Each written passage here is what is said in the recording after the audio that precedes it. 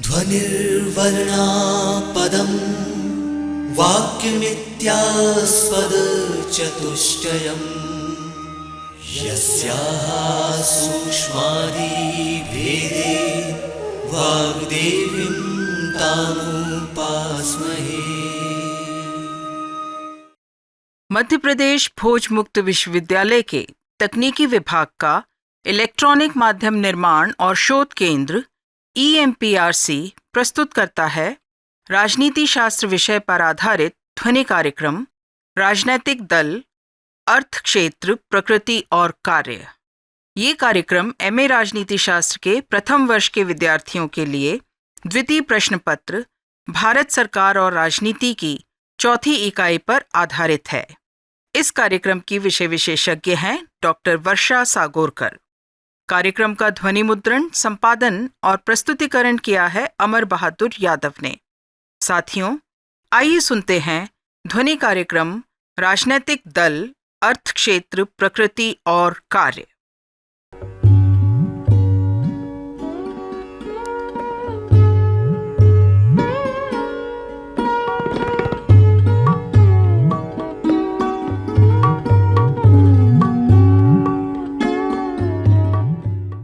नमस्कार साथियों, आज के इस विचार विमर्श में हम राजनीतिक दलों के बारे में जानकारी प्राप्त करेंगे।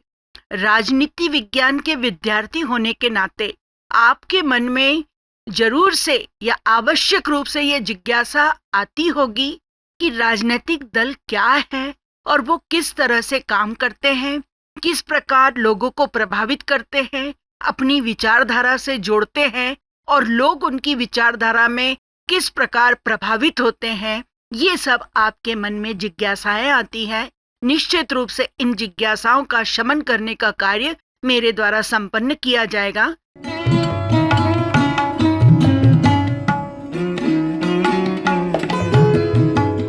थोड़ा सा मैं आपको राजनीतिक दल के बारे में बताना चाहती हूँ कि राजनीतिक दल क्या है और कैसे आते हैं। सबसे पहले हम ये जानेंगे कि भारत में बहुदलीय व्यवस्था है, यानी एक दल नहीं है, बहुत सारे दल आपको दृष्टिगोचर होते हैं, जिसमें अनेक राष्ट्रीय दल है और कुछ क्षेत्रीय दल है। इन दोनों का ही अस्तित्व भारत में दिखाई देता है और जो राजनीतिक व्यवस्था के संचालन में महत्वपूर्ण भूमिका का निर्वाह करते हैं। 1967 तक अगर हम देखते हैं तो भारत को एक दलीय व्यवस्था वाला देश कहा जा सकता था, क्योंकि स्वतंत्रता प्राप्ति से सन 1967 तक भारत में केवल एक ही दल का वर्चस्व था, वो था भारतीय राष्ट्रीय कांग्रेस, जिसके प्रमुख व्यक्ति जवाहरलाल नेहरू और लाल बहादुर शास्त्री और इंदिरा गांधी रहे हैं। इन तीनों ने अपने व्यक्तित्व से राजनीतिक दल को वर्चस्व प्रदान किया था। और अब हम देखते हैं कि भारतीय राजनीति में अब एक दल वाली प्रधानता की स्थिति नहीं है, बल्कि उस स्थिति में आ गए हैं जहां पर बहुत सारे दल प्रधानता के लिए प्रतियोगिता कर रहे हैं। और कुछ जो दल है वो क्षेत्रीय हैं, तो वो राष्ट्रीय दर्जे में आने के लिए प्रयत्न कर रहे हैं, और जो राष्ट्रीय है वो अपने आप के अस्तित्व या अपने अस्तित्व को बनाए रखने के लिए प्रयत्न कर रहे हैं।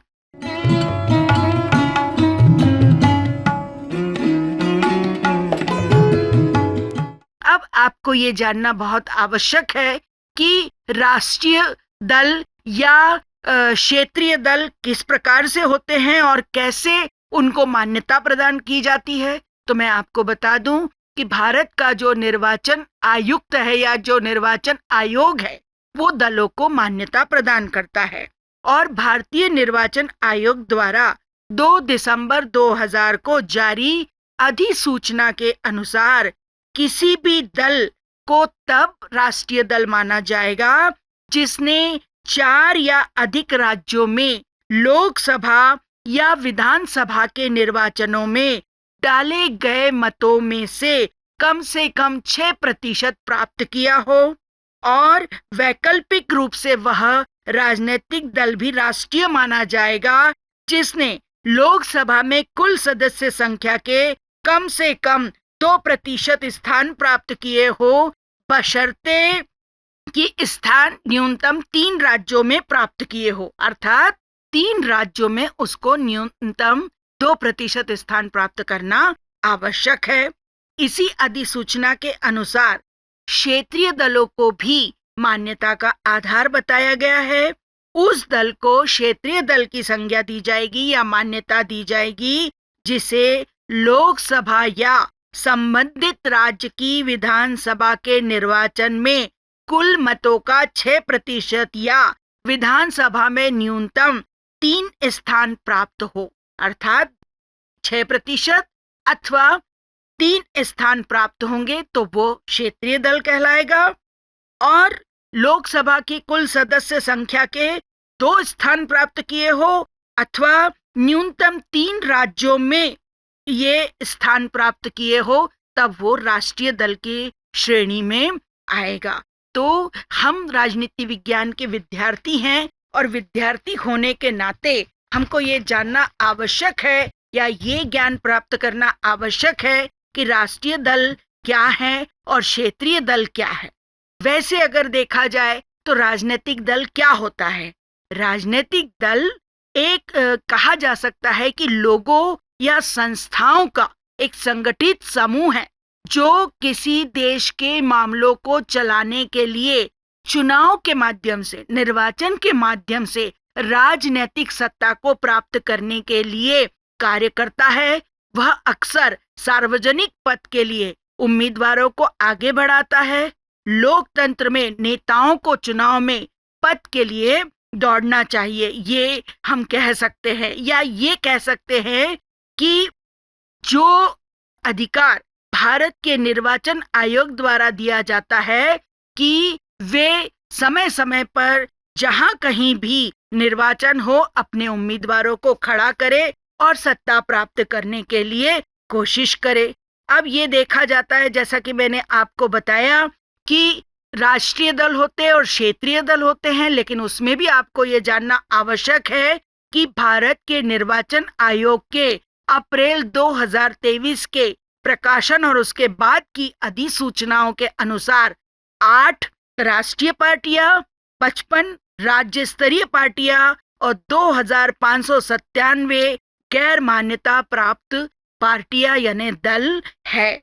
तो ये जो दल है वो जिस तरह से हम कहते हैं कि कार्यपालिका कानूनों को लागू करने का काम करती है, व्यवस्थापिका कानूनों को बनाने का काम करती है, न्यायपालिका उनकी जांच करने का और न्याय देने का काम करती है, इसके साथ ही राजनीतिक दल व्यक्ति के मतों को, विचारों को बनाने और उसके माध्यम से सत्ता प्राप्त करने के लिए प्रयत्नशील रहते हैं या उसका कार्य करते हैं।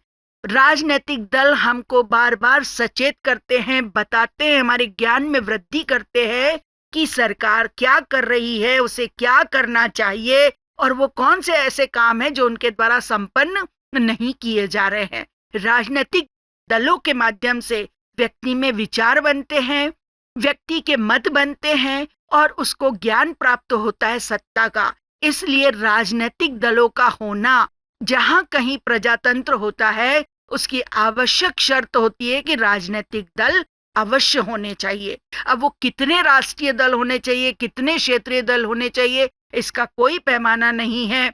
दूसरे देशों में जाते हैं तो कहीं कहीं 2 दल है, कहीं 1 दल है। भारत ऐसा देश है जहां बहुदलीय सत्ता हमको देखने को मिलती है और जब निर्वाचन आता है तो ऐसा कहते हैं कि बारिश में मशरूम उगाते हैं, कुकुरमुत्ता उगाता है, उसी प्रकार जब निर्वाचन होता है तो दलों की संख्या में इतनी अधिक वृद्धि हो जाती कि समझ में नहीं आता कि कौन सा दल है, कौन सी पार्टी है और किसको हमको मत देना है। आप बैलेट पेपर देखते हैं तो बहुत सारे आपको उम्मीदवार खड़े नजर आते हैं।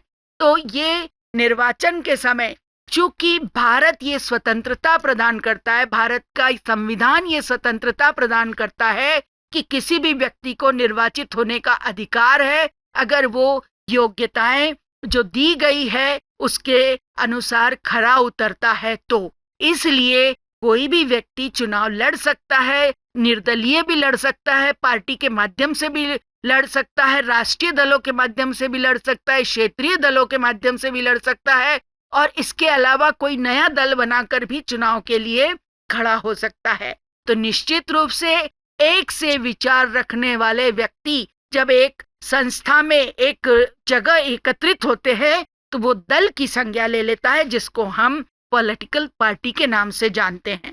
जब आप राजनीतिक दलों की विशेषताएं समझ लेंगे तब आपको ये समझ में आ जाएगा कि राजनीतिक दल किस प्रकार के होते हैं और वो क्या क्या काम करते हैं।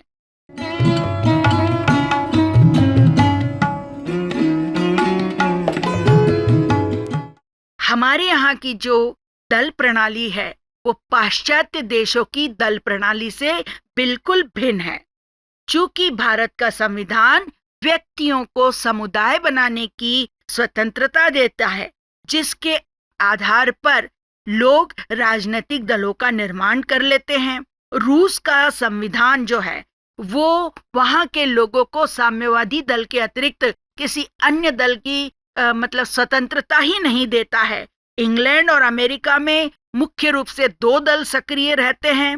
फ्रांस में भी राजनीतिक दलों की जो बहुलता के लिए प्रसिद्ध है, वहां पे भी आपको ज्यादातर भारत जैसे दल देखने को नहीं मिलते हैं। और भारत का संविधान नागरिकों को संघ बनाने, चुनाव में भाग लेने का व्यापक अधिकार प्रदान करता है। इसलिए भारतीय दल प्रणाली को खुला राजनीतिक तंत्र भी कहा जाता है।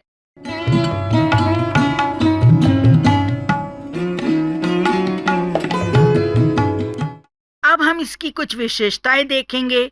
सबसे पहली विशेषता, जैसे कि मैंने पहले भी चर्चा की थी, उसमें मैंने आपको बताया था कि यहाँ पर बहुदलीय व्यवस्था है, यानी हमारी दल पद्धति बहुदलीय दल पद्धति है।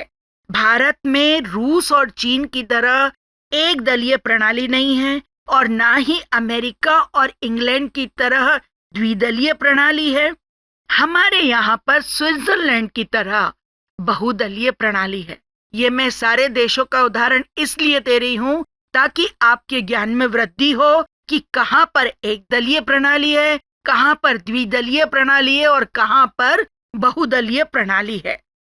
1980 के लोकसभा चुनाव में चुनाव आयोग ने 6 राष्ट्रीय दलों, 25 क्षेत्रीय दलों को मान्यता दी थी और 1991 के चुनाव के अवसर पर चुनाव आयोग ने 9 राजनीतिक दलों को राष्ट्रीय दलों की मान्यता दी थी। जब 1996 में आते हैं तो ये संख्या 7 हो जाती है। 1998 में जो चुनाव हुए थे उसमें 7 दल थे और 35 क्षेत्रीय दल थे। इसलिए कहा जाता है कि भारत में दलों की संख्या इतनी अधिक है कि ये न केवल प्रजातंत्र के लिए हानिकारक है बल्कि भारत के लोकतंत्र के अस्तित्व के लिए भी हानिकारक है।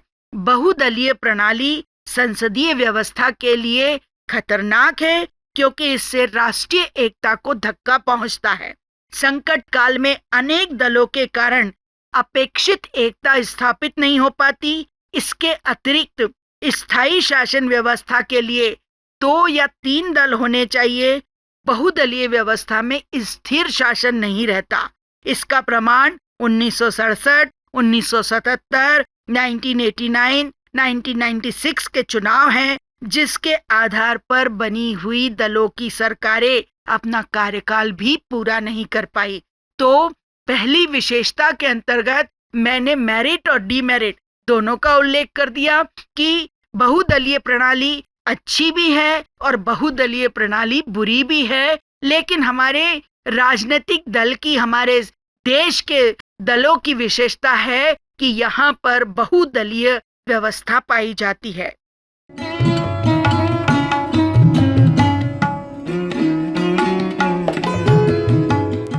अब मैंने आपको बताया कि बहुदलीय व्यवस्था पाई जाती है। उसके विपरीत मैं आपको ये बता रही हूँ दूसरी विशेषता के अंतर्गत कि एक दल की प्रधानता।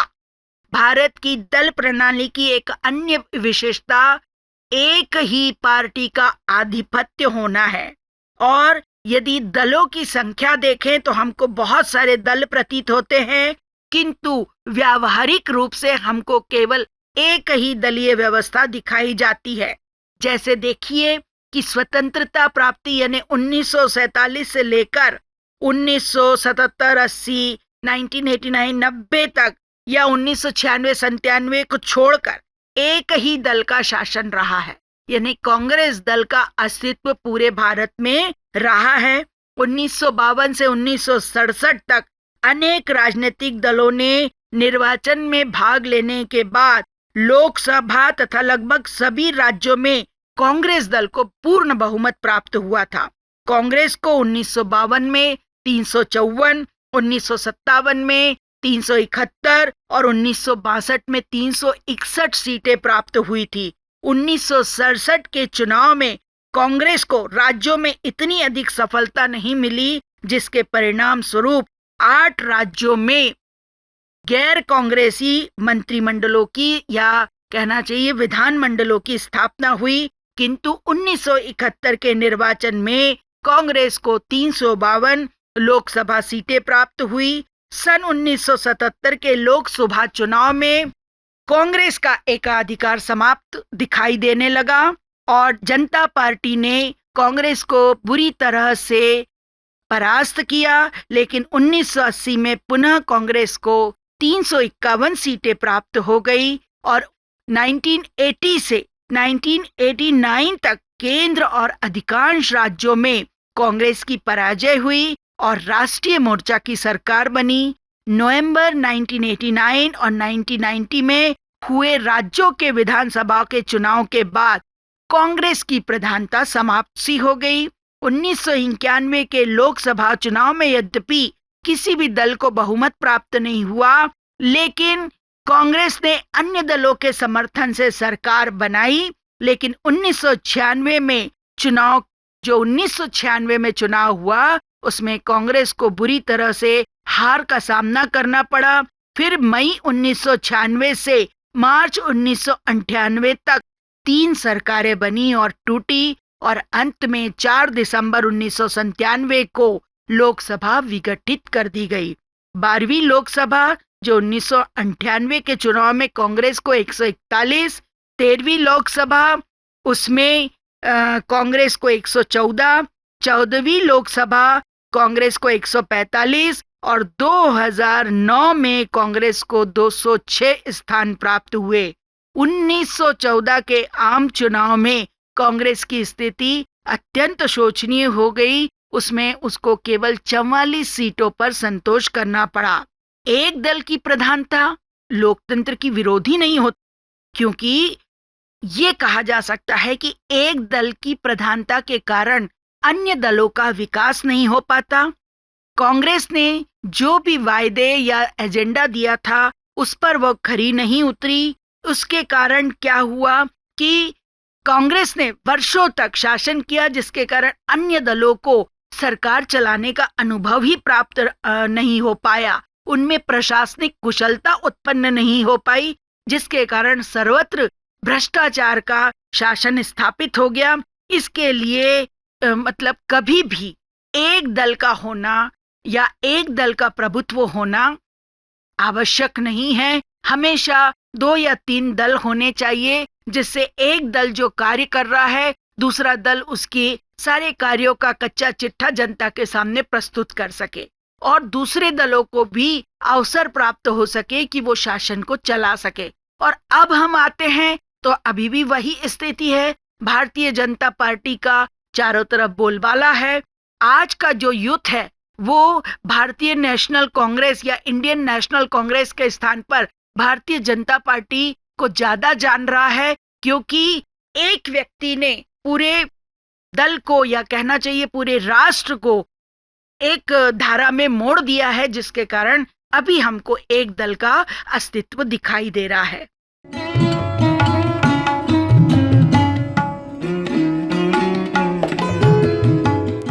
फिर तीसरी विशेषता ये है कि प्रभावशाली विरोधी दल का अभाव भारतीय दल प्रणाली की विशेषता भी कह सकते हैं। बाई चांस आपको इनके दोष आए तो इसको दोष भी कह सकते हैं, और अगर गुण आए तो गुण में भी इसको आप शामिल कर सकते हैं कि यहाँ पर इंग्लैंड की भांति संगठित विरोधी दल का अभाव रहा है। बिना संगठित विरोधी दल के प्रजातंत्र तानाशाही से भी अधिक हानिकारक हो जाता है। इसलिए राजगोपालाचारी ने कहा था कि कुशल शासन के लिए प्रभावशाली दल का होना अनिवार्य है।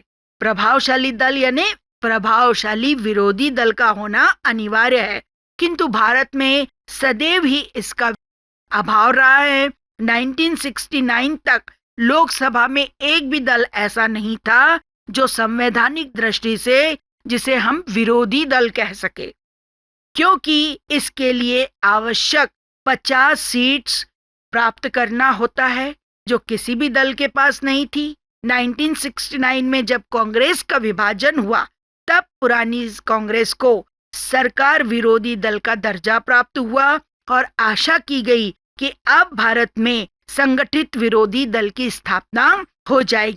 लेकिन इसमें पानी फिर गया, क्योंकि 1971 के चुनाव में कोई भी दल संगठित विरोधी दल प्रमाणित नहीं हो सका। फिर 1977, जो मैं बार बार उसका जिक्र कर रही हूँ, उसकी ओर आते हैं तो नवगठित भारतीय जनता पार्टी या जनता पार्टी को बहुत स्पष्ट बहुमत मिला था और कांग्रेस को केवल 153 सीटें मिली। इस प्रकार कांग्रेस की पराजय हुई और विरोधी संगठित दल का उदय हुआ।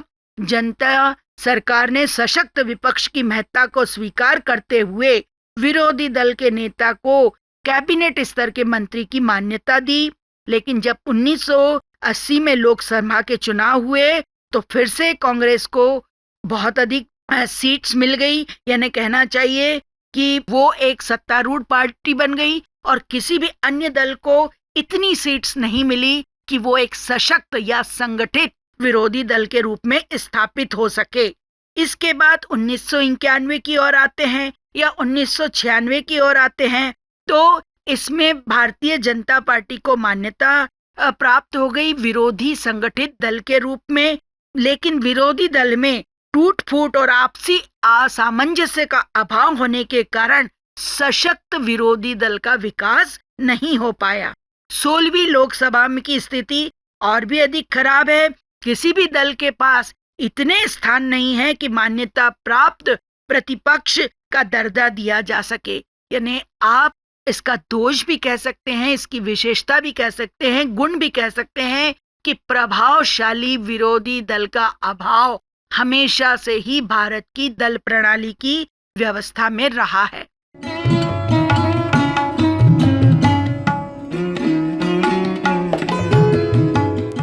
चौथी विशेषता की ओर हम आते हैं। इसमें है सांप्रदायिक और क्षेत्रीय दलों का अस्तित्व।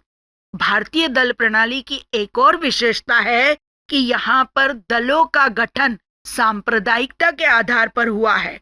जो सांप्रदायिकता के आधार पर दल गठित हुए हैं, मुस्लिम लीग, जिसके बारे में आप जानते हैं कि स्वतंत्रता से पहले ही इसका निर्माण हो गया था और 1940 में जिन्ना के नेतृत्व में इन्होंने स्वतंत्र राज्य की, मुस्लिम राज्य की मांग की थी। वही व्यक्ति जो रह गए, यहाँ पर उन्होंने मुस्लिम लीग का निर्माण किया। फिर हिंदू महासभा, अकाली दल, रिपब्लिक दल, मजलिस ए मुशावरत मुस्लिम, मजलिस एतुहालुल मुस्लिम आदि, ये बहुत सारे दल हैं जो सांप्रदायिक आधार पर गठित किए गए थे। इसके अलावा क्षेत्रीय दल भी थे।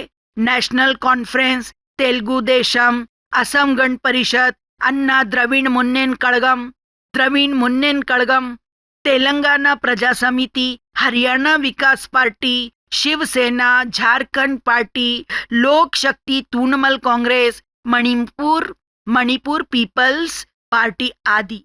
तो ये भारतीय दल प्रणाली की जो विशेषता है वो लोकतंत्र के सफल संचालन या राष्ट्र की एकता, स्थायित्व या विकास में बाधक है, क्योंकि ये दल राष्ट्र हित से अधिक अपने हितों को, अपने क्षेत्रीय हितों को, अपने सांप्रदायिक हितों को अधिक महत्व देते हैं, जिसके कारण एक सशक्त विरोधी दल या कहना चाहिए सशक्त सत्तारूढ़ दल की स्थापना नहीं हो पाती।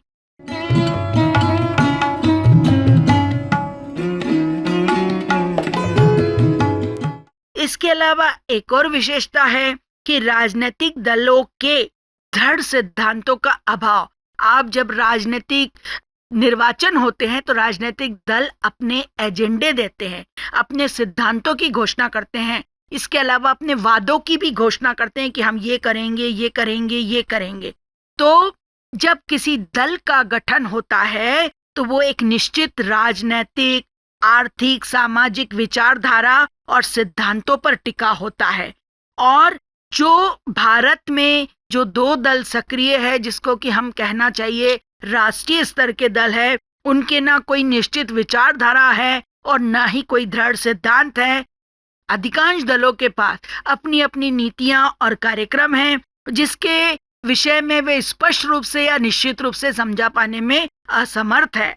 और इसके अतिरिक्त कभी कभी राजनीतिक दल ही अपने सिद्धांतों का पालन नहीं करते हैं। अपने हितों के लिए राजनीतिक दल जब चाहे तब सिद्धांतों को, नियमों को परिवर्तित कर लेते हैं या बदल देते हैं।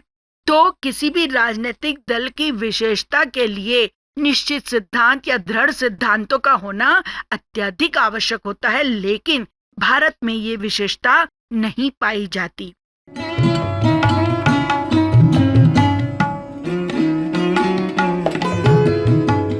फिर दल बदल की प्रवृत्ति। आज का प्रमुख कहना चाहिए बिंदु यही है कि दल बदल ये सैद्धांतिक आधार पर बहुत सीमित होता है। अधिकांशतः इसका कारण सैद्धांतिक मतभेद ना होकर व्यक्तिगत संबंधों का निर्वाह या राजनीतिक या व्यक्तिगत स्वार्थ की सिद्धि होता है। अतः इसे लोकतंत्र के सफल संचालन के लिए वांछनीय नहीं कहा जा सकता। वैसे तो दल बदल की प्रवृत्ति भारतीय राजनीति में प्रारंभ से ही विद्यमान रही है। 1967 के जो चौथे आम चुनाव के पश्चात दल बदल की संख्या इतनी अधिक बढ़ गई थी कि ऐसा लगता था कि भारत में संसदीय शासन प्रणाली का संचालन नहीं हो सकता। इस बुराई को रोकने के लिए 33वां संविधान संशोधन विधेयक प्रस्तावित किया गया, लेकिन कांग्रेस इसको पास करने में इच्छुक नहीं थी, क्योंकि इस समय दल बदल कांग्रेस के पक्ष में हो रहा था। फिर जनवरी 1985 में भारतीय संविधान में 52वां संशोधन कर दल बदल संबंधी कानूनी रोक लगा दी गई, लेकिन इस कानून में ये प्रावधान है कि राजनीतिक दल के विभाजन और एक राजनीतिक दल के दूसरे राजनीतिक दल में विलय को दल बदल नहीं समझा जाएगा। आपने समझा कि अगर एक दल दूसरे दल में विलय हो जाता है तो ये दल बदल नहीं कहलाएगा। ऐसी स्थिति में विभाजन और विलय के नाम पर दल बदल की स्थिति अभी भी देखी जा सकती है। 1990 के जनता दल के विभाजन के परिणाम स्वरूप ही राष्ट्रीय मोर्चे की सरकार का पतन हुआ था। 1996 में उत्तर प्रदेश विधानसभा में बहुजन समाज पार्टी में विभाजन के परिणाम स्वरूप ही राज्य में भारतीय जनता पार्टी की सरकार बनी थी। तो दल बदल के ऊपर कानून बनाया है, लेकिन वो कानून इतना कठोर नहीं है कि उसका उसी अंदाज से या उसी तरीके से पालन हो सके।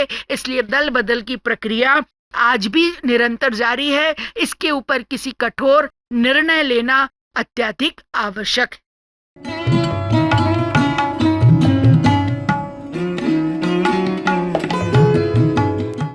इसके अलावा एक और विशेषता है आंतरिक गुटबंदी।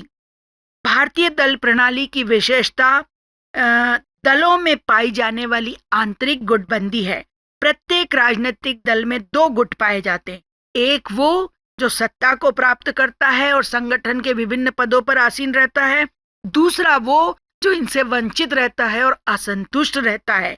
और इनमें पारस्परिक मतभेद इस सीमा तक पाया जाता है कि कभी कभी निर्वाचनों के दौरान गुट द्वारा समर्थित उम्मीदवारों को दूसरे गुट के लोग पराजित करने के लिए प्रयास भी करते हैं। राजनीतिक दलों में बनी रहने वाली गुटबंदी स्वस्थ राजनीति की दृष्टि से बड़ी हानिकारक है, क्योंकि ये गुटबंदी बढ़ते बढ़ते विस्फोट का रूप धारण कर लेती है, जिसके परिणाम स्वरूप असमय ही सरकारों का पतन हो जाता है। निश्चित रूप से खर्चा शासन के ऊपर ही आएगा, बार बार असंतुलन बना रहेगा, तो भारतीय विदेश नीति या कहना चाहिए कि पैसे का मूल्य निर्धारित करने में भी बड़ी समस्या का सामना करना पड़ता है। ऐसी स्थिति में क्या होना चाहिए कि इस प्रकार से उसका निर्माण होना चाहिए कि आपस के मतभेद वो राष्ट्रीय स्तर पर या राजनीतिक स्तर पर ना लाए। 1991 के लोकसभा के बाद भी कांग्रेस में के अध्यक्ष पद के लिए जो खींचतान चली, ये भी आंतरिक गुटबंदी का ही परिणाम थी। तो भारतीय दल प्रणाली का दोष भी कह सकते हैं, इसकी विशेषता भी कह सकते हैं कि यहाँ पर आंतरिक गुटबंदी आपको देखने को मिलती है।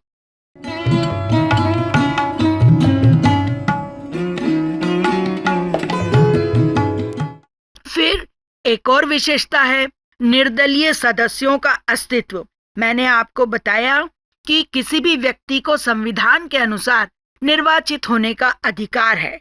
भारत में अनेक राजनीतिक दलों के होते हुए भी संसद और विधानसभाओं में निर्दलीय सदस्यों की संख्या काफी मात्रा में पाई जाती है। संसदीय जनतंत्र में जो मूल रूप से दलीय शासन होता है, ऐसे निर्दलीय सदस्यों का अस्तित्व सरकार के स्थायित्व के लिए खतरनाक हो सकता है, क्योंकि ये सदस्य राजनीतिक अवसरवादिता का आसानी से शिकार हो जाते हैं। 1967 के बाद भारत के कुछ राज्यों में सरकार बनाने और गिराने में निर्दलीय उम्मीदवारों का बहुत बड़ा हाथ रहा है।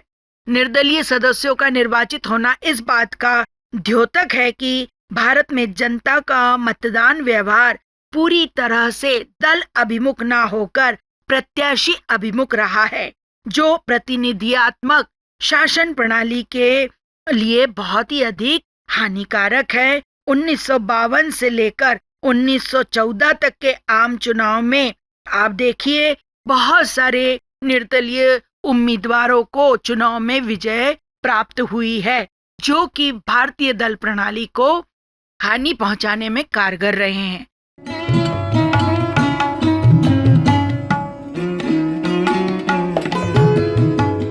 इसके अलावा एक और विशेषता है कि राजनीतिक दलों में लोकतंत्र का अभाव। मैंने आपको बताया कि लोकतंत्र के स्थायित्व के लिए राजनीतिक दलों का होना आवश्यक है। संसदीय प्रणाली की स्थापना के लिए राजनीतिक दलों का होना आवश्यक है, और जो भी राजनीतिक दल होगा उसका ढांचा जो है वो लोकतंत्रात्मक होना चाहिए। लेकिन भारतीय दल प्रणाली की ये विशेषता है कि इसका आंतरिक ढांचा लोकतंत्रात्मक नहीं है। सैद्धांतिक रूप से राजनीतिक दलों का आंतरिक ढांचा लोकतांत्रिक सिद्धांतों पर आधारित है, किंतु व्यवहार में वहां पर लोकतंत्र नहीं पाया जाता। राजनीतिक दलों के जो संगठन के चुनाव हैं वो वर्षों तक नहीं होते।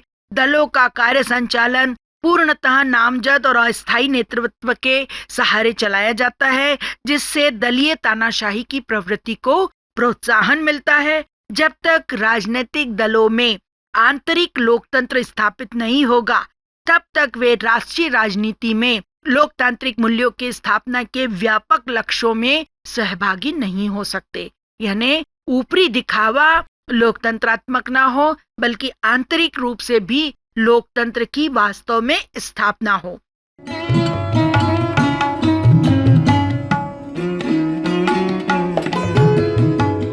एक और विशेषता, जनता के साथ कम संपर्क। अभी मैंने आपको बताया कि जनता का मत, जनता का व्यवहार, जनता के विचार राजनीतिक दलों के माध्यम से ही बनते हैं। राजनीतिक दल जो बताते हैं उसके आधार पर हम अपने मत बनाते हैं। लेकिन भारत में प्राय ऐसा देखा जाता है कि राजनीतिक दल जनता के साथ संपर्क बनाकर नहीं रहते। भारत में कई दल, जैसे बरसात आती है वर्ष में एक बार, ऐसे वहां के राजनीतिक दल जब चुनाव होते हैं तब अस्तित्व में आते हैं, और जैसे ही चुनाव समाप्त होते हैं तो वैसे ही वो लुप्त हो जाते हैं। जबकि दल स्थायी है और चुनाव को संगठित करने का या चुनाव के समय अपने दलों को संगठित करने का काम वो करते हैं, इसलिए उनको जनता से निरंतर संपर्क में रहना आवश्यक है। अगर वो जनता से लगातार संपर्क स्थापित नहीं करेंगे तो दल प्रणाली का सफलतापूर्वक और प्रभावशाली ढंग से कार्य करना असंभव हो जाएगा। वर्तमान में ये स्थिति नहीं है। डिजिटल संसद या डिजिटल राजनीतिक दलों के बारे में बात की जा रही है कि किस दल ने क्या काम किया है, ये हर व्यक्ति बताए, हर सांसद बताए, हर विधायक बताए और उसके आधार पर जनता अपने मत, व्यवहार और विचार बनाए। धीरे धीरे इसमें भी परिवर्तन होना आवश्यक है और देखा जा रहा है, लक्षित हो रहा है।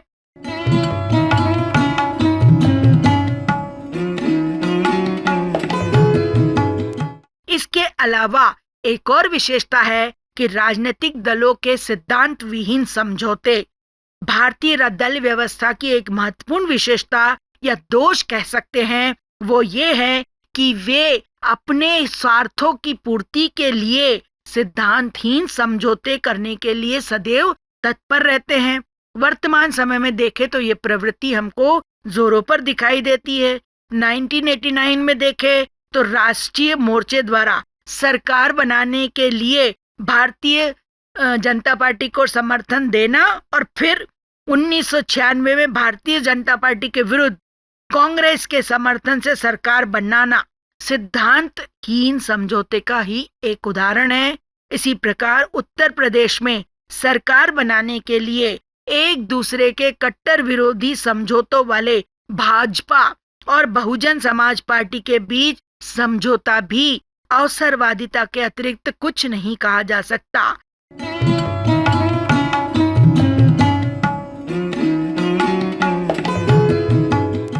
इसके अतिरिक्त भी राजनीतिक दलों की बहुत सारी विशेषताएं हैं, जैसे राजनीतिक दलों में अनुशासन का अभाव पाया जाता है, कार्यक्रमों की अपेक्षा नेतृत्व को अधिक महत्व दिया जाता है, नीतियों और कार्यक्रमों की स्पष्टता या नीतियों और कार्यक्रमों की अस्पष्टता और छोटे राजनीतिक दलों का दबाव समूह के रूप में कार्य करना, ये सब इसकी विशेषता, दोष कुछ भी हम कह सकते हैं।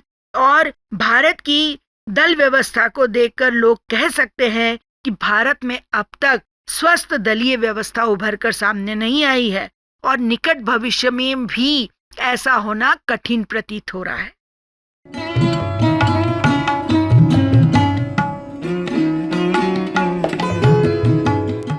तो साथियों, आपने देखा कि राजनीतिक दल जो इतने अधिक महत्वपूर्ण हैं, उनमें किस प्रकार से दोष, विशेषताएं या गुण पाए जाते हैं जिसके कारण राजनीतिक दल वह काम नहीं कर पाते जिसके लिए, जिस उद्देश्य के लिए, जिस सिद्धांत के लिए, जिस नीति या नियम के लिए उनका निर्माण किया जाता है।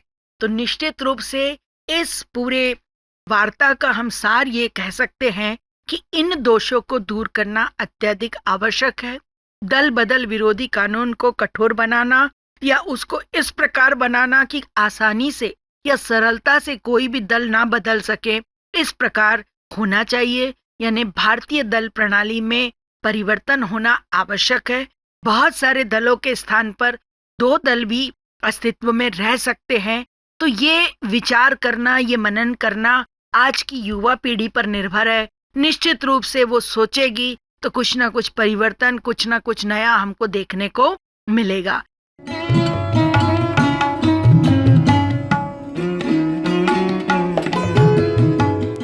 अगर इसके ऊपर प्रश्न करते हैं तो निश्चित रूप से आपको ये प्रश्न आ सकता है कि भारतीय राजनीतिक दल प्रणाली की विशेषताएं बताइए। दूसरा ये भी आ सकता है कि भारतीय दल प्रणाली के दोष बताइए। तीसरा प्रश्न ये भी आ सकता है कि भारतीय दल प्रणाली का अर्थ बताते हुए उसके गुण बताइए, या भारतीय दल प्रणाली का अर्थ बताते हुए गुण दोषों की विवेचना कीजिए, या भारतीय दल प्रणाली की प्रवृत्ति या प्रकृति की विवेचना कीजिए। ये सब इसके अंतर्गत आ जाता है। और राजनीतिक दलों का बहुत सारे उद्देश्य होते हैं, लेकिन अंतिम उद्देश्य सत्ता प्राप्त करना होता है। और सत्ता प्राप्त करने के लिए वे साम दाम दंड भेद सभी का सहारा लेते हैं। ये नहीं होना चाहिए।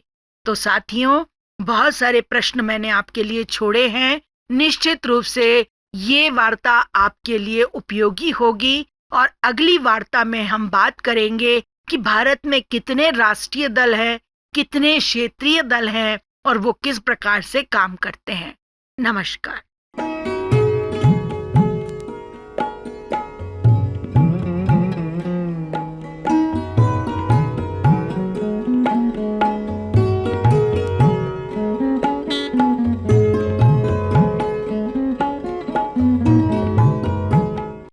आप सुन रहे थे एमए राजनीति विज्ञान प्रथम वर्ष के विद्यार्थियों के लिए द्वितीय प्रश्न पत्र भारत सरकार और राजनीति पर आधारित ध्वनि कार्यक्रम राजनैतिक दल, अर्थ क्षेत्र, प्रकृति और कार्य। इस कार्यक्रम की विषय विशेषज्ञ एवं वार्ताकार थीं डॉक्टर वर्षा सागोरकर। निवेदिका थीं डॉक्टर अनीता कौशल। कार्यालय सहायक थीं कृति निगम भटनागर। स्टूडियो सहायक विजय कहार। इस कार्यक्रम का ध्वनि मुद्रण, संपादन और प्रस्तुतिकरण किया अमर बहादुर यादव ने। ये कार्यक्रम मध्य प्रदेश भोज मुक्त विश्वविद्यालय के तकनीकी विभाग के इलेक्ट्रॉनिक माध्यम निर्माण और शोध केंद्र EMPRC द्वारा निर्मित किया गया।